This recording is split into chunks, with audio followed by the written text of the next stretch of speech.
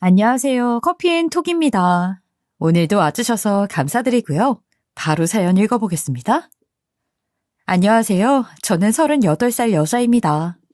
저는 요즘 두 딸아이와 함께 주말 농장에 다니는 재미로 웃으면서 지내고 있는데 다들 살아가는 낙이 무엇인지 참 궁금하네요. 저도 한때는 일하는 것에 치여서 사는 재미는 전혀 누리지 못한 채 살기도 했는데 요즘만 같으면 좋겠다는 생각을 하곤 한답니다. 겪어보신 분들은 아시겠지만 먹고 사는 것이 어려울수록 웃을 수 있는 일에 인색해지게 되곤 하잖아요. 저 역시 서로 따뜻하게 안부를 묻거나 밥 한 끼 함께하는 소소한 여유마저 사치스러울 만큼 먹고 사는 일이 버거울 때가 있었답니다. 저는 집안 형편이 넉넉하지 못해서 중학교 1학년 때부터 알바를 했었거든요. 그렇게라도 하지 않으면 당장에 준비물을 사거나 소풍을 가는 등 학교를 정상적으로 다닐 수 없는 상황이라 그랬어요. 사실 어린애가 알아봤자 뭘 알겠어요. 어려서 알바를 하면서 어른들한테 돈을 받지 못하는 일도 여러 번 있었고 끼니를 걸러가면서 지냈던 시간도 있어요. 그때는 왜 나만 이렇게나 힘들게 지내는 걸까 하는 생각에 남몰래 눈물을 흘리기도 했어요. 그렇다고 처음부터 힘들게 지냈던 건 아니었답니다. 제가 초등학교 다닐 때까지만 해도 저희 집 역시 남들 부럽지 않게 잘 살았어요. 그런데 무너지는 건 한순간이더군요.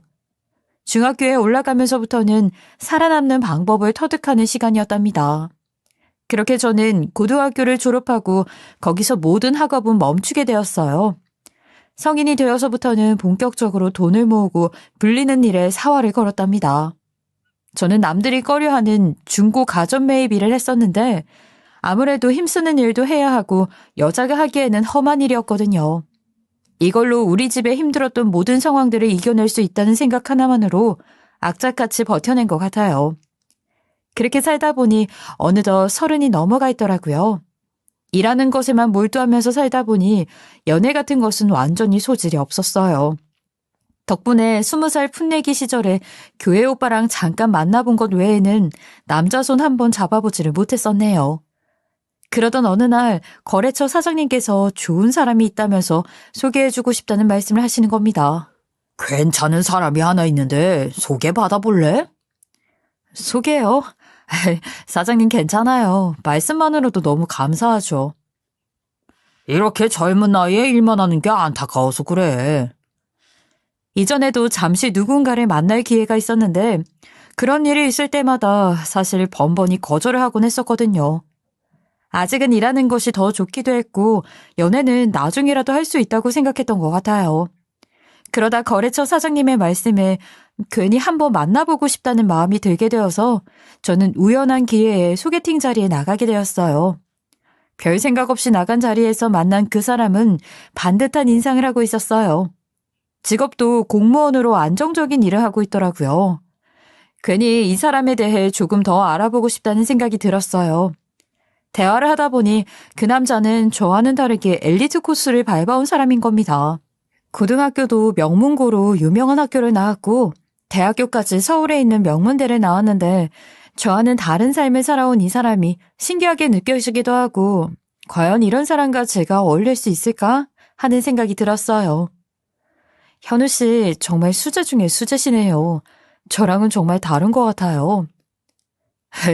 다르고 말고 할 게 뭐가 있나요? 전 전혀 그렇게 생각하지 않아요. 출신 학교 따져가면서 만날 거였으면 그냥 결혼 정보업체에서 만나는 게 더 빨랐겠죠. 저에게 저렇게 말을 하는 그 모습에서 어딘지 모르게 진정성 같은 것이 느껴지는 거예요. 그 길로 몇 번 더 만나다가 서로의 마음을 확인하게 되었고 저희는 누구보다 예쁘게 만나면서 지냈답니다. 제가 살아온 삶에 대해 이해해주고 저 또한 그런 남자친구에게 기대기도 하면서 남들처럼 평범한 연애라는 걸 해보게 되었던 거죠. 그 사이에 서로의 부모님께 인사드리면서 교제를 허락받았고 그의 어머니도 종종 얼굴 뵐 일이 있었어요. 남자친구의 어머니를 처음 뵈었을 때는 걱정이 얼마나 많았는지 몰라요. 고등학교밖에 나오지 않은 저를 어떻게 보실까 하는 걱정스러운 마음이 컸답니다. 세 아들 모두 명문대에 진학시킨 분이셨고 남자친구의 형님들 또한 비슷한 분을 만나 가정을 이루셨으니 저를 어찌 보실지에 대한 걱정이 안 들 수가 없었던 것 같아요. 하지만 그의 어머니께서는 제가 생각한 것보다 훨씬 열린 마음을 가진 분이시더라고요. 당신께서도 그 시절에 좋은 학교에 나와서 남부러울 것 없이 살아오신 분이었지만 고졸인 저를 보며 무시한다거나 제 감정이 상하게 하는 일은 일절 없으셨어요. 오히려 저를 배려해 주시고 아껴 주시는 걸 보면서 진짜 어른이 무엇인지에 대해 많이 배운 것 같아요. 저는 사실 어머님을 직접 뵙기 전까지는 속으로 엄청 걱정 많이 했었거든요. 실없게 고등학교밖에 안 나온 저를 안 좋게 생각하시거나 할까봐 괜스레 염려가 되었던 것 같아요. 현우 씨는 삼형제 전부 명문대를 나왔다고 들었거든요. 저의 담담한 고백에 어머님은 이런 말씀을 하시더라고요.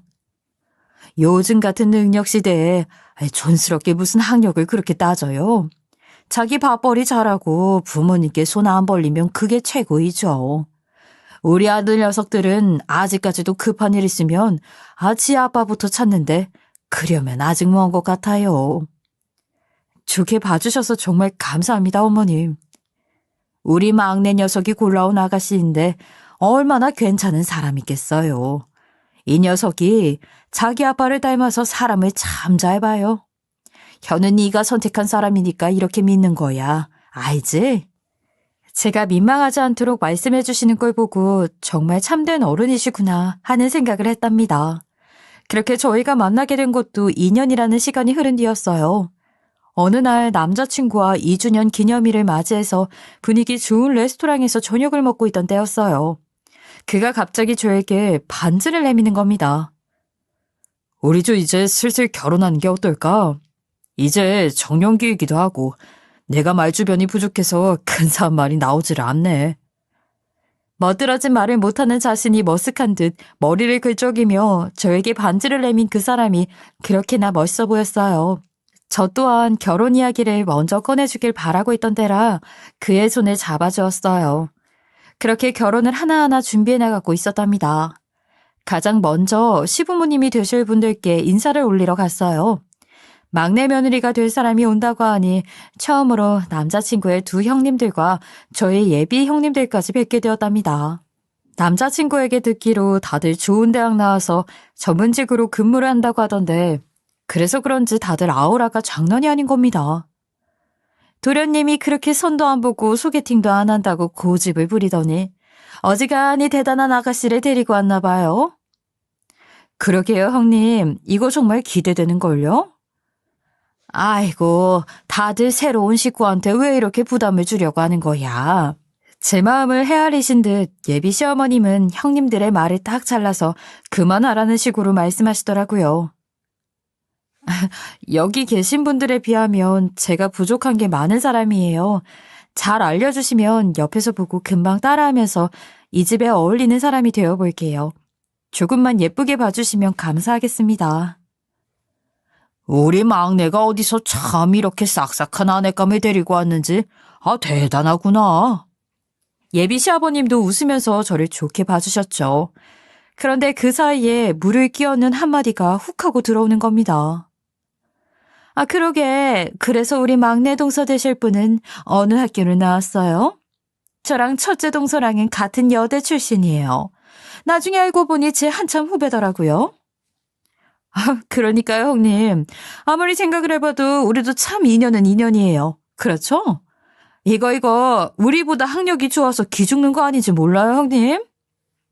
끝끝내 학교를 물어보는 두 예비 형님들 때문에 머리가 지끈거려 왔어요. 하지만 뭐 숨긴다고 숨겨질 일도 아니고 저 또한 제 스스로 떳떳하니 말 못할 건 또 뭐 있나 하는 생각으로 시원하게 말씀을 드렸어요. 두 분께는 기대에 못 미쳐드리는 것 같아서 죄송한데 사실 저는 고등학교까지밖에 나오지 못했어요. 그래. 요즘 누가 학력을 그렇게 따지니? 맞아요, 형수님. 대학교에서 전공 살려서 사는 사람이 또 얼마나 되겠어요. 그렇죠, 아버지?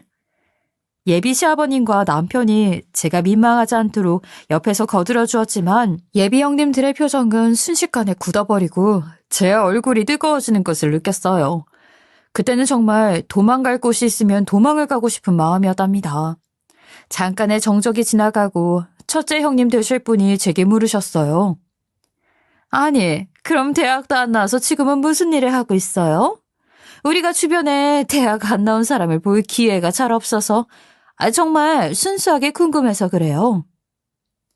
형님, 제 주변에도 보니까 대학 안 나온 친구들은 거의 공장에서 전전하면서 지내더라고요. 괜히 저를 깔아내리고 싶은 건지 공장을 운운하는 둘째 예비형님을 보고 순간 화가 났지만 꾹 참고 말을 이어갔답니다. 저는 어려서부터 아버지랑 사업을 하고 있어요. 그래요? 무슨 사업을 하시는데요? 아버지는 뭐 좋은 학교 나오신 분인가 봐요. 그게 저희 아버지도 그 시절에 먹고 사는 일이 바쁘다 보니 제대로 배우시지는 못하셨어요. 지금은 중고 가전제품을 되파는 일을 하고 있어요. 동네에서는 나름 자리를 잡았고요. 제가 하는 사업을 듣더니 코웃음을 살짝 치는 것이 보이는 겁니다. 그러고는 말을 하시더군요. 중고 가전이요? 그렇구나. 사업한 지는 얼마나 됐는데요? 벌써 올해로 15년 차네요. 제가 아주 어려서는 아버지께서 고물상을 하시다가 좋은 기회로 시작하게 되었거든요. 아무쪼록 형님들처럼 좋은 학교 나와서 공부만 한 사람은 아니에요. 그래도 제가 뭐 배우고 힘쓰고 하는 일은 어디 가서 밀리지 않으니까 너무 걱정하지 않으셔도 돼요. 제 말이 끝나기가 무섭게 둘째 예비 형님이 소리내어 웃어버리는 겁니다. 고물상이요? 아이고, 죄송해요. 저는 그런 일 한다는 사람을 실제로 본 적이 없어서 그만. 힘쓰는 일은 잘한다고 하니, 저도 모르게 웃음이 났네요. 기분 나빴다면 죄송해요. 옆에서 웃지 말라는 눈치를 주니 저런 식으로 아니 꽂게 사과 아닌 사과라는 겁니다. 제가 얼마나 민망하고 그 자리에 앉아있는 것이 가시방석 같은지 눈물이 떨어질 것 같은 기분이었어요. 이 결혼을 해도 되는 것인지에 대한 근본적인 생각이 다시 들 정도였죠. 모든 자리가 끝난 이후 남자친구는 저에게 미안하다고 하더군요. 우리 형수들이 한평생 공부만 하고 항상 비슷한 사람들만 만나온 사람들이라 그래. 내가 대신 사과할게. 자기 정말 무안했지? 자기가 내 마음 알아주지 못했다면 정말 상처였을 것 같은데 먼저 말해줘서 괜찮아. 남자친구의 위로 어린 말을 들으니 마음이 녹아내리는 것 같았어요. 그러면서 남자친구는 저를 축혀 세워주려는 듯 저에게 물어보더군요. 그런데 자기야, 아무리 생각해도 정말 대단한 것 같아. 전에도 들었지만 어린 나이에 그런 힘든 일을 하는 것이 쉽지는 않았을 텐데 정말 과감하다. 내가 그렇게 할 수밖에 없는 상황이었기도 하고 그 당시에는 선택지가 없었거든. 죽기 살기로 열심히였어. 사실 저희 집은 제가 어렸을 때 아빠께서 하시던 일에 부도를 한번 맞은 적이 있어서 경제적으로 엄청난 타격을 받은 경험이 있었거든요. 사업을 시작하기까지 오랜 시간이 힘들었어요. 그 당시에 사정이 너무 좋지를 못해서 학교를 그만둘 뻔한 위기를 겪기도 했었답니다. 친척들 집을 전전하면서 암울한 유년 시절을 보낸 기억이 있어요. 그러다 처음 사업을 시작했던 건 고등학교 2학년 때였어요. 그 전까지는 아빠가 작은 고물상을 열어서 그걸로 밥벌이를 하고 있었는데 지인분께서 중고 가전 사업하시던 걸 좋은 기회로 넘겨받게 되었거든요. 아빠는 아무래도 고물상보다는 중고 매장을 하는 것이 돈이 더 되어줄 거라고 생각을 했을 거예요. 학교를 다니면서 아빠와 함께 중고 가전 사업을 시작하게 되었답니다. 집안을 위해서 뭐라도 하고 싶은 마음이 컸어요. 아빠는 저에게 공부만 열심히 하라고 했지만 공부에서 승부를 볼 수 없다는 것을 일찍이 알아버렸던 것 같아요. 죽이 되든 밥이 되든 아빠 옆에서 일을 돕고 배우는데 혈안이 되었어요. 그것만이 우리 집을 살릴 길이라고 생각했어요. 당시엔 온라인 사업이 지금처럼 엄청나게 활성화되어 있지 않았는데 초기에 자리를 잡아둬야 나중에 큰 기회가 되어줄 수 있을 거란 생각에 온라인 홍보를 하는 식으로 일을 했어요. 방학 땐 아빠 옆에 쫓아다니면서 어깨너머로 일하는 걸 배웠고요. 초반엔 온라인 쪽에서 지지부진했는데 동네에서 입소문을 타기 시작하면서 타지에서도 손님이 늘기 시작하더니 어느덧 온라인 사업이 더 활성화가 되었더라고요. 지금은 15년이나 사업을 유지하고 있는데 그 당시 시작할 때는 이렇게 오랜 시간 유지될 거라고 생각하지 못했던 것 같아요. 어제 보면 저도 아빠도 참 운이 좋았던 거죠. 저의 속사정을 이렇게나 깊게 이야기해 본 적은 처음이었네요. 남자친구도 제 이야기를 듣고는 많은 걸 느꼈는지 이런 말을 하는 겁니다. 자기 정말 내가 생각했던 것보다 훨씬 더 대단하고 용기 있는 사람이구나. 내가 여자 하나는 진짜 기똥차게 고른 것 같아. 나한테 와줘서 정말 고마워.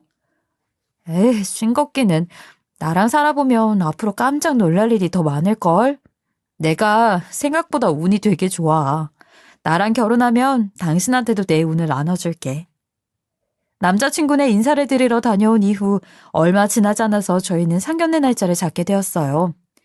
두 예비 형님들이 상견례에서는 제발 무던하게 지나가길 바랄 뿐이었어요. 저희 부모님을 보면서 위아래로 훑어보는 식으로 몇 번 기분이 상하는 일이 있긴 했지만 그래도 입방정을 떨지는 않아줘서 고맙기까지 했답니다. 아니 뭐 당연한 일들로 고마움을 느껴야 하는 처사라니. 앞으로의 나날들이 머리 아프기도 했지만 앞으로 살면서 봐봤자 얼마나 보겠나 하는 생각으로 그냥 넘겨버렸어요. 그러다 식장에 발을 들이기도 전에 사달이 나고 말았어요. 결혼식을 2달 앞두고 있을 때였죠. 예비 시아버님이 직장을 은퇴하시고 가족들끼리 축하 파티를 하게 되어 저까지 초대를 받았어요. 나중에 결혼을 하고 나서 알았는데 예비 시아버님은 땅을 가지고 계신 게 조금 있으시더라고요. 나중에 조금이라도 더 상속을 받겠다는 속셈으로 두 예비 형님들은 아버님의 충의를 받기 위해 필사적으로 노력을 하는 거예요. 처음엔 둘이 왜 저렇게 서로 잘 보이려고 혈안인지 의문이었어요. 아버님, 제가 아버님 드리려고 위스키 정말 힘들게 공수해왔어요. 아시죠? 이거 정말 구할래도 구할 수 없는 거. 기분 내고 싶으신 날 열어서 드세요. 아버님, 은퇴 정말 축하드려요. 아이고, 우리 맏며느리밖에 없구나. 정말 고마워. 예비 시아버님이 만족스러운 말씀을 하시자 그제야 안도의 한숨을 내쉬더군요. 첫째 예비 형님이 스타트를 끊자 이에 질세라 둘째 예비 형님도 꼬리를 살랑살랑 흔들면서 말을 하는 거예요. 입가에 미소를 띠면서 운을 떼는 걸 보니 위스키보다 더 대단한 선물을 준비한 모양이었죠. 아버님, 저는 별건 아니고 산삼 세트 한번 준비해봤어요. 아는 분께 물어물어 진짜 신만이한테서 구해온 자연산이에요. 어렵게 구한 거니까 아버님이랑 어머님만 나눠서 드셔요. 은퇴 진심으로 축하드려요. 시아버지의 눈에 조금이라도 더 들고 싶은 두 사람의 눈물겨운 노력이 아주 가상해 보일 지경이었어요.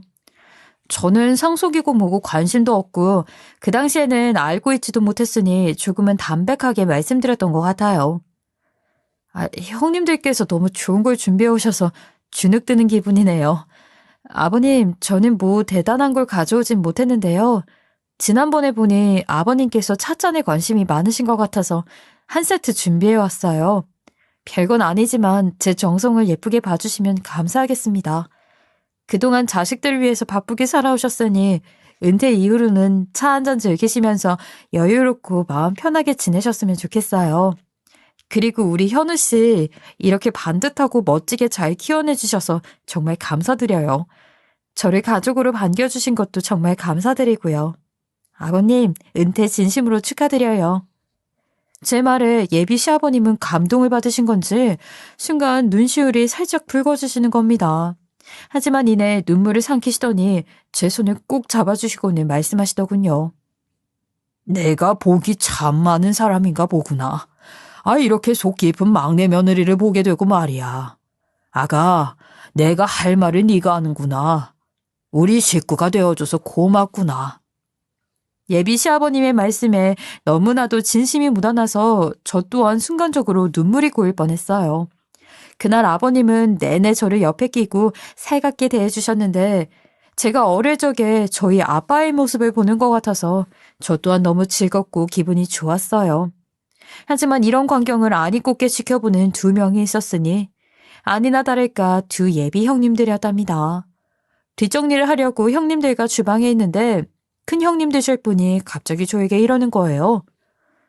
어이 막내 동서, 아버님이 옆에 끼고 앉아주니까 아주 입이 귀에 걸렸던데? 어디 멘트는 무슨 학원에서 준비라도 해온 모양이야? 네? 아니 그게 무슨 말씀이세요? 형님, 제가 말했잖아요. 원래 못 배운 것들이 저렇게 더 여우 같다니까요.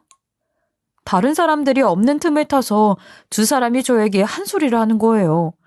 제가 무슨 대단한 여우짓이라도 한 것처럼 말하는데 너무 어이가 없고 황당했다니까요.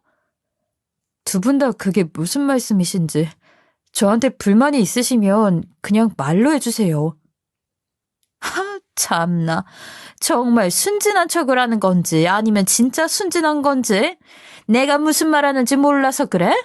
고졸이면 고졸답게 굴라고. 뭐 빼어먹은 게 어디서 배운 사람들 앞에서 고개를 빳빳하게 들고 있어? 고물상집 딸내미라 머리 돌아가는 것도 고물인가? 저에게 너무 모욕적인 말을 하는 겁니다. 그러더니 이내 둘째 예비형님이 제게 고무장갑을 던지면서 말하는 거예요. 고졸이라며 그럼 고졸답게 설거지나 똑바로 해. 알겠어? 어디 눈을 똑바로 뜨고 쳐다봐 격 떨어지게. 저는 순간 너무나도 수치스러운 마음이 들어서 눈물이 흐드득하고 떨어지더라고요. 제가 눈물을 흘리자 한마디 더 하는 겁니다. 아니 울어? 우리가 뭘 어쨌다고 울어? 나 참 어이가 없어서. 저는 울컥하는 마음에 말을 잇지 못하고 있었는데 그 순간 예비 시어머님이 주방과 연결되어 있는 베란다에서 나오시면서 큰 소리로 역정을 내시는 겁니다. 마지랑 둘째, 너희들 그만두지 못해? 아니 이게 어디서 배워먹을 짓거리야? 두 예비 형님들은 눈이 동그래져서 놀래가지고는 말을 버벅거리기 시작하더라고요. 어머님이 왜 거기서 나오시는 거예요? 너희들 각자 집에 싸줄 과일을 베란다에 정리해놔서 그거 가지러 들어갔었다. 지금 그게 중요하니? 너희들은 형님이 되어서 어디 막내 동서한테 잘해주지는 못할 멍청 따돌리고 있어. 그것도 모자라서 뭐? 고졸이니까 설거지를 하라고.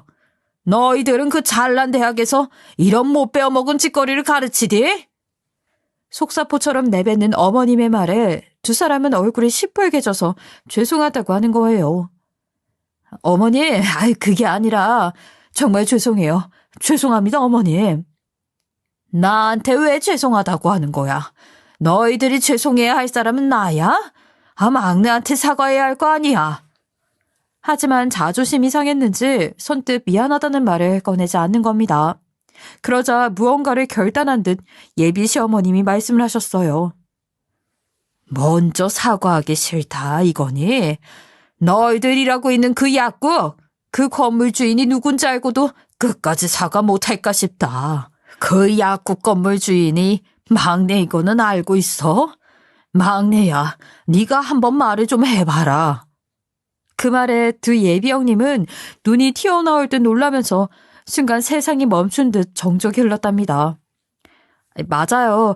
사실 저는 두 형님의 약국이 있는 건물을 얼마 전에 매입하게 되었거든요. 아빠와 저는 몇 년 전부터 부동산 공부를 하고 있었어요. 시간이 날 때마다 함께 임장을 보러 다니면서 부동산에 대한 눈을 조금씩 키워가고 있었답니다. 사업으로 인한 수익은 언젠가는 끝을 보일 수 있는 노릇이고 뭔가 좀 더 안정적인 것을 원하고 있었거든요. 한참 이런저런 건물들을 알아보고 있던 차에 남자친구가 저에게 말하는 겁니다. 자기야, 아니면 아버님한테 여기는 어떠시냐고 한번 여쭤볼래? 내가 보니까 목도 좋고 주변 시세에 비해서 저렴한 것 같더라고. 그래? 주변 시세보다 저렴한 건 자기가 어떻게 알고 있어? 자기도 혹시 나 몰래 부동산 공부하고 있던 거야? 제가 장난처럼 말을 던지니 이러더군요. 그게 사실 내가 말한 건물이 우리 형수님들 근무하는 건물이거든. 지난 추석에 형수님들이 얘기 나누는 걸 슬쩍 엿들었는데 거기가 노른자 땅인 것에 비해 저렴해서 노리는 사람이 많다더라고. 정말? 혹시 그 아래 엄청 큰 약국이 형수님들 약국이야? 맞아. 자기도 아는구나. 하긴 멀리서 봐도 그 약국은 안 보일 수 없게 크긴 해. 사실 남자친구가 말한 그쪽 동네는 워낙 땅값이 비싸서 굳이 찾아보지 않고 있었는데 제가 생각했던 것보다는 괜찮은 가격에 나와 있는 거예요. 그 이후 한참을 눈여겨보다가 값이 조금 더 떨어진 찰나에 바로 아빠와 함께 매입을 했답니다. 자기야, 덕분에 정말 괜찮은 건물을 딱 얻은 것 같아. 너무 고마워. 아빠도 자기한테 그 건물 알려줘서 너무 고맙다고 전해달라시더라. 에이, 내가 한 게 뭐가 있다고. 다 아버님이 그동안 열심히 살아오신 대가를 받는 건데 자기도 이제 건물주 따님이 되셨네요. 결혼하기 전에 좋은 일이 생긴 것 같아서 속으로 내심 좋았어요. 제 지분도 있고 어차피 저에게 넘어올 제 건물이기도 했으니까요. 하지만 제가 건물주가 될 사람이라는 것은 철저하게 비밀에 붙이기로 했어요. 그건 바로 예비 시어머님의 권유였답니다. 정화야, 그 현우한테 들었는데 웬만하면 너희들 결혼해서도 집에서 건물 얘기는 하지 않는 게 좋을 것 같구나. 사실 결혼하고 나서 학력 빵빵한 형님들이 행여 저를 깔보기라도 하면 건물 가지고 으스댈 생각을 한 것도 있었어요. 하지만 예비 시어머님은 저의 속을 한번 들어갔다 나오기라도 하신 것 마냥 그러지 말라고 말씀을 하시더군요. 저는 애써 아닌 척을 하면서 되물었어요. 아, 제가 뭐 이마에 써붙이고 다니는 것도 아닌데 설마요. 어머님, 근데 무슨 이유 때문에 그러시는 거세요? 너희들 예비 형님들이 그거 알아봤자 뭐라고 하겠어? 잘 나가는 막내 동서 있으니 툭 하면 월세 깎아달라 하던가 아니면 월세 못 내겠다고 할까봐 그래. 사돈한테 얼굴 붉히는 일이 생기면 되겠어? 어머님은 거기까지 생각하고 계셨던 거예요. 저는 미처 내다보지 못했던 부분이었어요. 그래서 구태여 말하지 않았는데 결국 이런 사달이 나고 말았죠. 그제야 두 사람은 저에게 너나 할 것 없이 사과를 하더라고요. 막내 동서, 정말 미안해. 우리가 잠깐 미쳤었나 봐. 사실 나는 형님이 하라는 대로만 한 거라. 나도 좀 억울해. 내가 정말 미안해. 뭐? 동서, 지금 말 다 했어? 막내 동서, 지금 저거 다 순전히 개뻥이야. 지가 먼저 나한테 코조리라는 걸로 코를 납작하게 눌러놔야 나중에 살살 굴리기 쉽다고 그랬으면서? 이제서야 발을 내빼네. 나야말로 정말 억울해. 막내 동서, 정말 미안해. 내 마음 알지? 형님, 지금 말씀 다 하셨어요? 뭐, 개뻥이요? 아니, 형님이 먼저 기어오르지 못하게 해야 한다고 하셨잖아요. 형님이 말씀하시면 그냥 맞장구만 치면 된다고 하셨으면서 지금 뭐 하자는 건데요? 두 사람은 초등학생보다도 못한 유치한 언쟁을 벌이는 거예요. 어머님은 그 광경을 보고 아주 크게 화를 내셨어요. 너희들 아직도 정신을 못 차리고 이게 뭐 하는 짓이야? 그때 바깥에서 이 상황을 지켜보신 아버님께서 화가 잔뜩 난 목소리로 한마디 하시는 겁니다. 너희들이 이러고도 손이 대우를 받을 수 있을 거라고 생각하는 거야? 오늘 가져온 선물 도로 다 가져가. 그리고 다시 내 집에 발들이지도 말아라. 내가 너희들 이 집에 들어올 때 하나하나 다 귀하게 여겨줬건만 지금 이게 뭐더라는 짓이야? 아버님의 말씀에 무릎을 꿇고는 죄송하다고 싹싹 비는 거예요. 아버님, 정말 죄송해요. 막내 동서, 내가 정말 미안해. 아버님, 화내지 말아주세요, 네?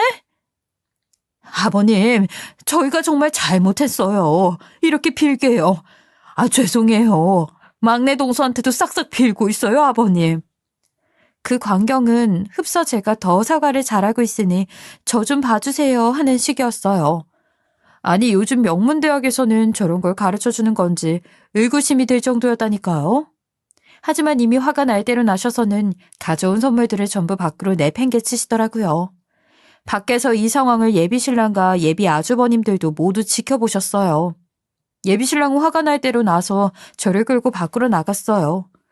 나중에 사건이 일단락되고 나서 저와 남편은 결혼을 하게 되었어요. 결혼에 꼴이 나기까지 말도 많고 탈도 많았지만 결국 이렇게 모든 게 잘 흘러가게 되었네요. 앞으로 두 형님들이 저한테 어떻게 할지는 아직 알 수 없었지만 뭐 그래도 제가 건물 주인이 적당히 눈치껏 잘하겠지 하는 생각이 있었어요. 그 이후 어머님께서 말씀하시는 걸 들어보니 이렇더라고요. 저것들은 어려서부터 줄곧 공부만 해서 세상 물정을 몰라. 지금 하고 있는 약국이고 사는 집이고 뭐고 죄다 다른 사람 도움을 얻어서 구한 거라 쉽게 버는 돈에만 눈이 멀었어. 자기들끼리 서로 친한 것 같아도 시기 질투가 엄청나거든. 거기다 나중에 상속받을 땅이 눈앞에 아른거리니 얼마나 이쁨을 독차지하고 싶겠어. 나이를 먹어도 먹은 거 다 허투루 먹었다니까. 아휴, 내가 늙는다 늙어. 그제야 그날 왜 그렇게 혈안이 되어 있는지 알겠더라고요. 결혼하고 나서 얼마 지나지 않아 제가 이 집에서 갑의 위치에 올라서는 일이 또 하나 생기게 되었어요. 어느 날인가 아버님께서 삼형제의 온 식구들을 전부 불러 모아놓고 이런 말씀을 하시더라고요. 이제 막내까지 자기 식구를 들였으니 이 자리를 빌려서 공식적으로 얘기해주마. 내 앞으로 있는 땅은 셋째한테 상속하는 걸로 아마. 셋째가 나머지 둘한테 일부 나눠주든 말든 그건 알아서 하고. 아무튼 셋째한테 넘겨줄 터이니 그렇게 알고들 있거라. 아버님의 폭탄 선언에 저희 부부는 목덜미를 잡고 쓰러질 만큼 놀랐어요. 하지만 저희만 놀란 게 아니었어요. 두 아주버님들은 따지듯 자기 아버지에게 묻더라고요. 아이, 아버지, 어떻게 그러실 수가 있어요. 그래도 명색이 제가 이 집의 장남인데, 저한테 못해도 절반을 해주셔야 할 거 아니에요. 이건 좀 아니죠. 그래요, 아버지. 형 말이 맞아요. 이건 좀 아니지 않아요? 어떻게 일부도 아니고 몽땅 막내한테 다 넘겨준다는 말씀을 그렇게 쉽게 하실 수가 있으세요? 너무 부당하잖아요. 두 형님들이 왜 아주버님들과 결혼했는지 알겠더라고요. 눈을 부라리면서 또박또박 자기 것을 챙겨 먹으려 드는 걸 보니 아주 그나물의 그 밥이구나 싶었어요. 형제들이 따지기 시작하니 아버님은 더욱 힘주어 말씀하시더라고요. 너희들 어려서 막내가 아버지 도움 받은 거 뭐 하나 봤었니?